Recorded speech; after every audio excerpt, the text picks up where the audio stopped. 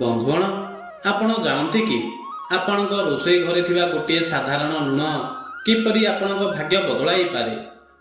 କେମିତି ଗୋଟିଏ କାଚ ପାତ୍ର ଲୁଣ ଆପଣଙ୍କ ଘରକୁ ଆର୍ଥିକ ଅନାଟନରୁ ମୁକ୍ତ କରି ଧନଧାନ୍ୟରେ ଭରି ଦେଇପାରେ? ମା ଲକ୍ଷ୍ମୀଙ୍କ ଅନୁସାରେ ଘରେ ଲୁଣର ସେହି ଗୁପ୍ତ ଉପାୟ ସବୁ କ'ଣ ରହିଛି, ଯାହା ଆପଣଙ୍କୁ ଆର୍ଥିକ ସଙ୍କଟରୁ ମୁକ୍ତି ଦେବ, ଏହା ସହ ଋଣ ଶୋଧ କରିବାରେ ସାହାଯ୍ୟ କରିବ ଓ ଘରେ ସୁଖ ସମୃଦ୍ଧି ବୃଦ୍ଧି କରିବ? ଭିଡ଼ିଓଟିକୁ ଶେଷ ପର୍ଯ୍ୟନ୍ତ ଦେଖନ୍ତୁ, କାରଣ ଭିଡ଼ିଓ ଶେଷରେ ଏପରି କିଛି ଉପାୟ କୁହାଯାଇଛି ଯାହା ଆପଣଙ୍କ ଘରୁ ଦାରିଦ୍ର୍ୟକୁ ନଷ୍ଟ କରିବ। ବନ୍ଧୁଗଣ, ପ୍ରତ୍ୟେକ ଘରେ ଲୁଣ ବ୍ୟବହାର କରାଯାଇଥାଏ। ଲୁଣ ବିନା ଯେପରି ଖାଦ୍ୟ ଅଲଣା ତଥା ସ୍ୱାଦହୀନ ଲାଗେ, ଠିକ୍ ସେହିପରି ଲୁଣ ବିନା ଆପଣଙ୍କ ଜୀବନରେ ମଧ୍ୟ ଶୂନ୍ୟତା ରହିଥାଏ। ଲୁଣର ଧାର୍ମିକ ମହତ୍ଵ ମଧ୍ୟ ରହିଛି। ବିଶେଷ କରି ବାସ୍ତୁଶାସ୍ତ୍ରରେ ଲୁଣକୁ ବହୁତ ଗୁରୁତ୍ୱପୂର୍ଣ୍ଣ ମନାଯାଇଛି। ଆସନ୍ତୁ ପ୍ରଥମେ ଜାଣିବା ଲୁଣର ଉତ୍ପତ୍ତି କିପରି ହୋଇଛି। ବନ୍ଧୁଗଣ, ପୁରାଣ ଅନୁସାରେ ଲୁଣର ଉତ୍ପତ୍ତି ସବୁଠାରୁ ବଡ଼ କାହାଣୀ ସମୁଦ୍ର ମନ୍ଥନ ସହ ଯୋଡ଼ି ହୋଇ ରହିଛି।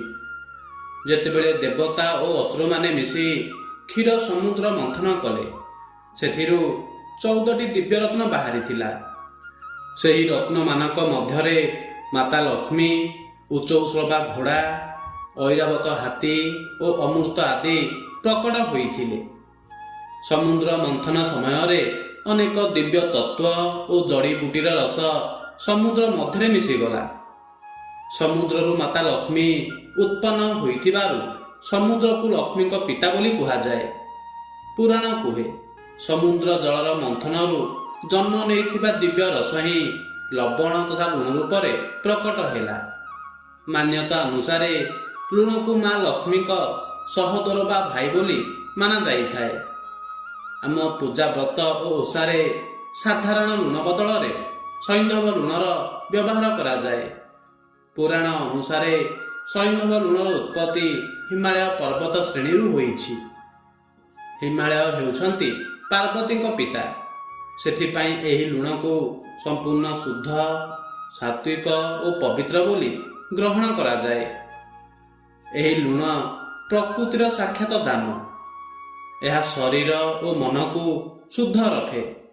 ସେଥିପାଇଁ ଋଷି ମୁନିମାନେ ଉପବାସ ସମୟରେ କେବଳ ସୈନ୍ଧବ ଲୁଣ ବ୍ୟବହାର କରିବାକୁ ନିର୍ଦ୍ଦେଶ ଦେଇଛନ୍ତି। ବାସ୍ତୁଶାସ୍ତ୍ର ଏବଂ ଜ୍ୟୋତିଷ ବିଜ୍ଞାନରେ ଲୁଣର ଗୁରୁତ୍ୱ ଅପାର। ଲୁଣକୁ ଚନ୍ଦ୍ର ଓ ଶୁକ୍ର ଗ୍ରହ ସହ ଯୋଡ଼ାଯାଇଛି। ଚନ୍ଦ୍ର ମନର କାରକ ଏବଂ ଶୁକ୍ର ଭୋଗ, ବିଳାସ ଓ ଧନର କାରକ ଅଟେ। ଯଦି ଆପଣଙ୍କ କୁଣ୍ଡଳୀରେ ଶୁକ୍ର ଦୁର୍ବଳ ଅଛନ୍ତି, ତେବେ ହାତରେ ଟଙ୍କା ରହେ ନାହିଁ, ଅଯଥା ଖର୍ଚ୍ଚ ବଢ଼ି ଚାଲେ। ତେବେ ଲୁଣର ସଠିକ୍ ବ୍ୟବହାର ଦ୍ୱାରା ଶୁକ୍ର ଦୋଷ ଶାନ୍ତ ହୋଇଥାଏ। ଏହାଛଡ଼ା ଲୁଣରେ ମଧ୍ୟ ନକାରାତ୍ମକ ଊର୍ଜାକୁ ଶୋଷିବାର ଅଦ୍ଭୁତ କ୍ଷମତା ରହିଛି। ଘରର ବାସ୍ତୁଦୋଷ, ରାହୁକେତୁଙ୍କ କୁପ୍ରଭାବ ଏବଂ ନଜର ଦୋଷକୁ ଲୁଣ ନିମିଷକେ ଦୂର କରିଦିଏ। ଶାସ୍ତ୍ର ଅନୁସାରେ ଲୁଣ କେବଳ ଖାଦ୍ୟର ସ୍ୱାଦ ବଢ଼ାଏ ନାହିଁ, ବରଂ ଏହା ସାକ୍ଷାତ ଧନର ଦେବୀ ମା ଲକ୍ଷ୍ମୀଙ୍କ ଅତି ପ୍ରିୟ ଅଟେ। ଯଦି ଆପଣ ଲୁଣର ସଠିକ୍ ରୂପରେ ବ୍ୟବହାର କରନ୍ତି, ତେବେ ମା ଲକ୍ଷ୍ମୀଙ୍କ କୃପା ଆପଣଙ୍କ ଘର ଉପରେ ସର୍ବଦା ବନି ରହିଥାଏ।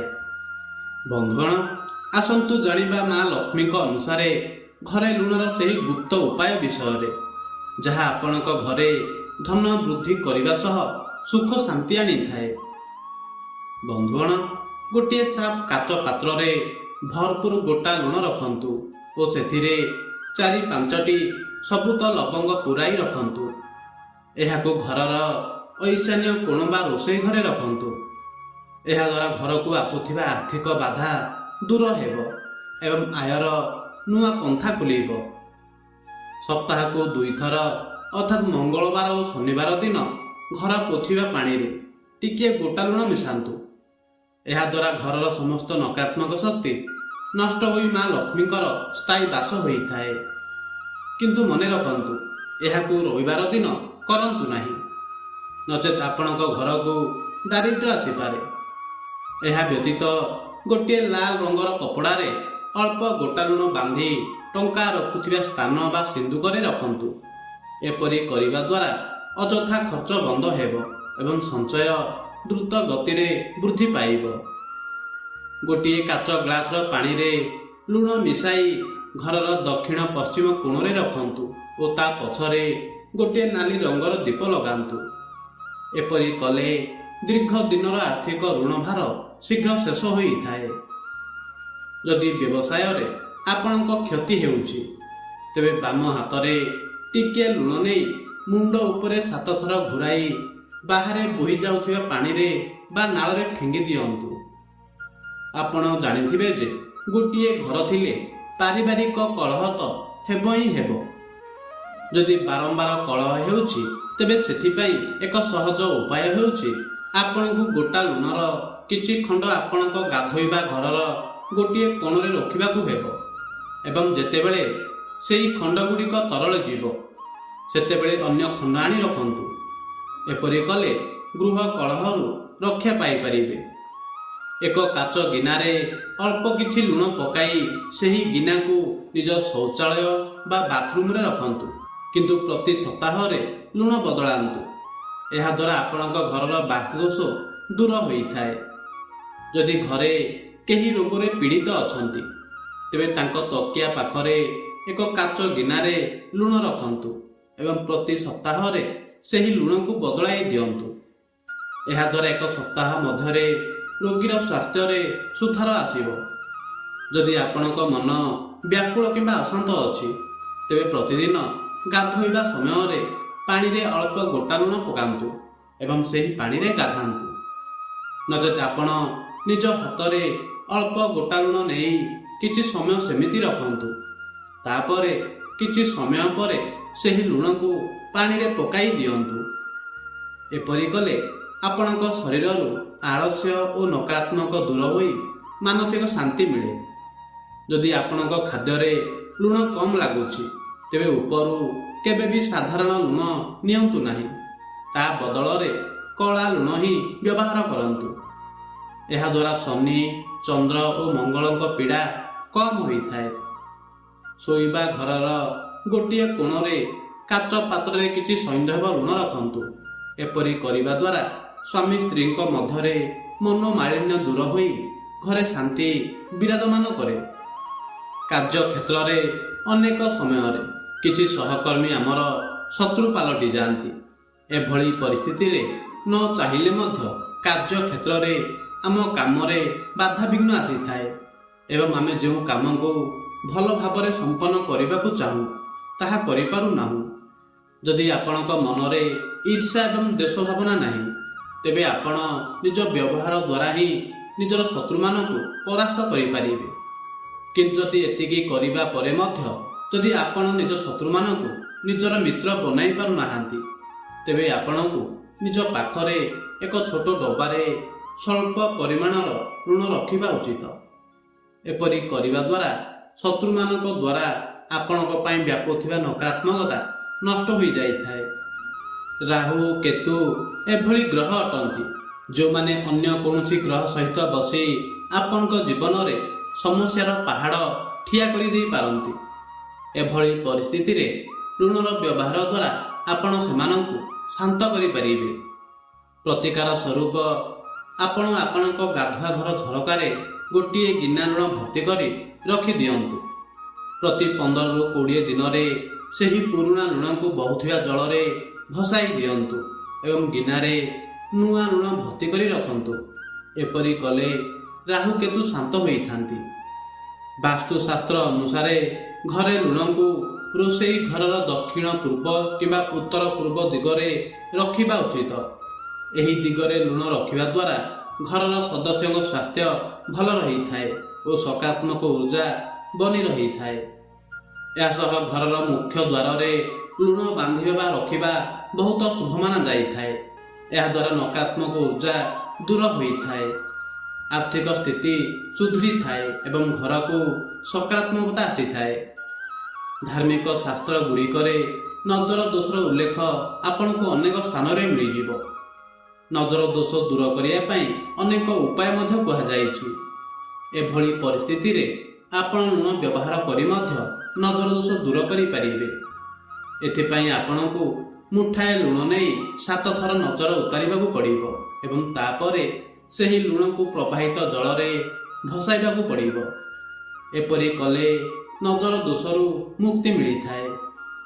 ଯଦି ପରିବାରରେ କାହା ସହ ମଧ୍ୟ ଆପଣଙ୍କ ସମ୍ପର୍କ ଭଲ ନାହିଁ, ତେବେ ଆପଣଙ୍କୁ ନିୟମିତ ଭାବେ ନିଜ ଘରର ଐଶାନ୍ୟ କୋଣ ତଥା ଉତ୍ତର ପୂର୍ବ ଦିଗରେ ଲୁଣ ପାଣି ସିଞ୍ଚନ କରିବା ଉଚିତ। ବାସ୍ତୁରେ ଏହି ଦିଗକୁ ସମ୍ପର୍କ ମଧୁର କରିବା ପାଇଁ ବହୁତ ଶୁଭ ବୋଲି ମାନାଯାଏ।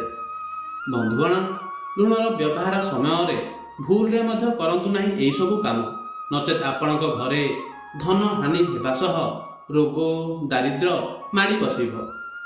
ସାଧାରଣତଃ ଆପଣମାନେ ଲକ୍ଷ୍ୟ ରଖିଥିବେ କି ଆମ ରୋଷେଇ ଘରେ ସାଧାରଣତଃ ଲୁଣ ରହିଥିବ। ଆମେ ଲୁଣକୁ ସେହି ଜରିରେ କିମ୍ବା ପ୍ଲାଷ୍ଟିକ ଡବା ଭିତରେ ରଖିଥାନ୍ତି। ଏପରି କରିବା ଦ୍ୱାରା ଘରେ ଦାରିଦ୍ର୍ୟ ବୃଦ୍ଧି ପାଇଥାଏ। ଲୁଣକୁ କେବେ ବି ଲୁହା, ଷ୍ଟିଲ ବା ପ୍ଲାଷ୍ଟିକ ପାତ୍ରରେ ରଖନ୍ତୁ ନାହିଁ। ଏହାକୁ କେବଳ କାଚ, ଚୀନାମାଟି କିମ୍ବା ମାଟି ପାତ୍ରରେ ରଖିବା ଉଚିତ। ମନେ ରଖନ୍ତୁ, କାହାକୁ ବି ନିଜ ହାତରୁ ସିଧାସଳଖ ଲୁଣ ଦିଅନ୍ତୁ ନାହିଁ। ଏହାଦ୍ୱାରା ସମ୍ପର୍କ ଖରାପ ହୋଇଥାଏ। ଆପଣ ଦେଖିଥିବେ, ଆମ ଗ୍ରାମୀଣରେ ସାହି ପଡ଼ିଶା ଲୋକ କିଛି ନା କିଛି ଦ୍ରବ୍ୟ ପାଇଁ ଆମ ଘରକୁ ଆସିଥାନ୍ତି ତଥା ସେମାନେ ରୋଷେଇର କିଛି ସାମଗ୍ରୀ ନେବା ପାଇଁ ଆମରି ଘରକୁ ଆସିଥାନ୍ତି। ଆମେ ତାଙ୍କୁ ସେହି ଆବଶ୍ୟକ ସାମଗ୍ରୀ ଦେଇ ଦିଅନ୍ତି। କିନ୍ତୁ ସୂର୍ଯ୍ୟାସ୍ତ ପରେ ତଥା ସନ୍ଧ୍ୟା ସମୟରେ କାହାକୁ ବି ଘରୁ ଲୁଣ ଦିଅନ୍ତୁ ନାହିଁ। ଏହାଦ୍ୱାରା ଘରର ଲକ୍ଷ୍ମୀ ଅନ୍ୟ ଘରକୁ ଚାଲିଯାଆନ୍ତି। ସାଧାରଣତଃ ଆମେ ରୋଷେଇ କରୁଥିବା ସମୟରେ ଲୁଣର ବ୍ୟବହାର ତ ନିଶ୍ଚୟ କରିଥାନ୍ତି। ବେଳେବେଳେ ଆମେ ଲୁଣକୁ ଭୂମିରେ ଢାଳନ୍ତି।